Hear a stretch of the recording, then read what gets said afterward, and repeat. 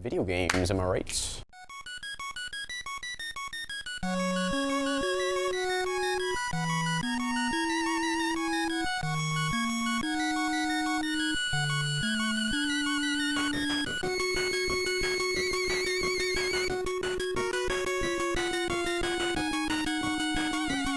I think the first video game I ever played was probably this right here, Duck Hunt.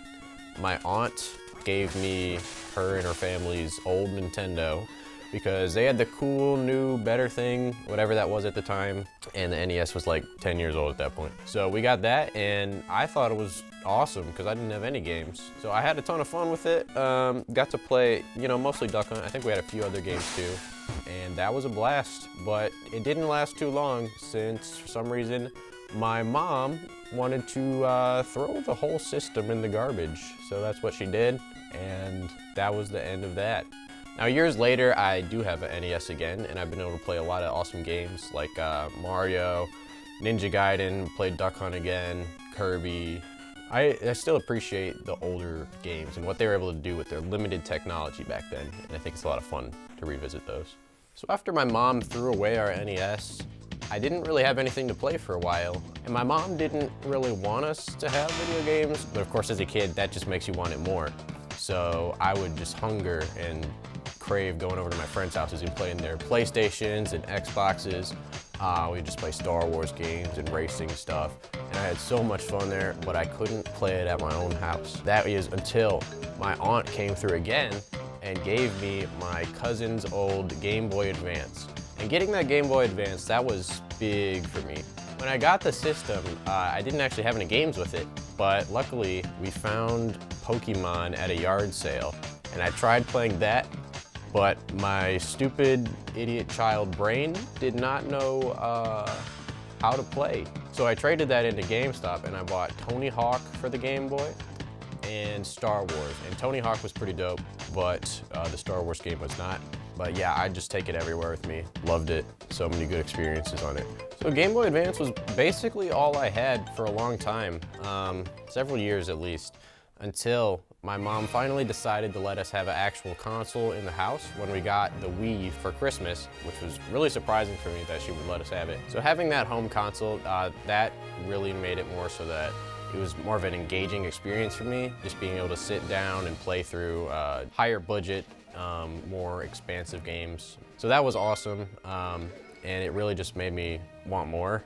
Played a ton of Mario, Mario Kart, Super Mario Brothers, Super Mario Galaxy.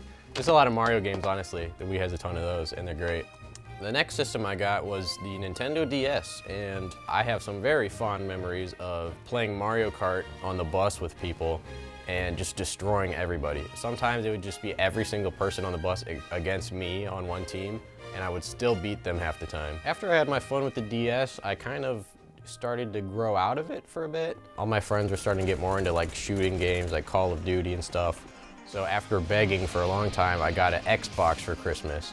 And I was like, oh my gosh, now I'm grown up. Now I'm gonna play all these killing games and I'm awesome. All those Nintendo stuff, that's just for kids. I don't wanna play that anymore. Yeah, I was a Call of Duty kid for a while and kind of got stale though, because it's just pretty much the same thing for all those shooting games. I still love my Xbox, but I have since moved back to being more of a Nintendo fan.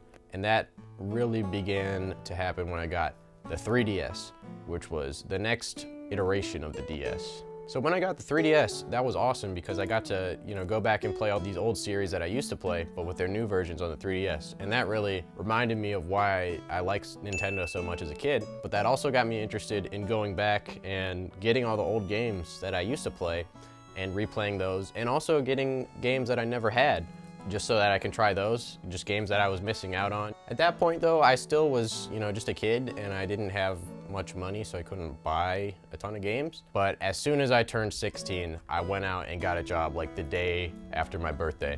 I hated my job. I had to walk to work every single day in my uniform, getting all sweaty outside, and then I hated working there too. But it was worth it for me because I got to buy video games, which, that was the goal for me at the time. I have, 100% disposable income from my job. So you might wonder how I've got all these games still, like if I've just bought them all new when they came out, or, because that sounds really expensive. So am I rich?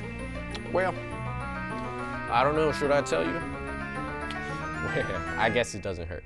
No, I'm not rich. I have no money, but I've been able to just get all my stuff basically over the years from yard sales and flea markets. It's just a really cheap and easy way to build up a collection. Back then I used to pretty much just buy anything that I could find and keep it for the collection. I just wanted everything, no matter how terrible the game was, which is why I have games like Dora Saves the Snow Princess. I'm never gonna play that, but I wanted it for some reason. But now I've toned it back a bit, just trying to focus more on games that I actually want to play at some point. A lot of people probably don't get why I would need so many games, and I don't need them. It's just something I enjoy, and it's just provided tons of fun for me over the years, just having my friends down here, being able to play games together. So in that way, you know, it's kind of helped my relationships as well.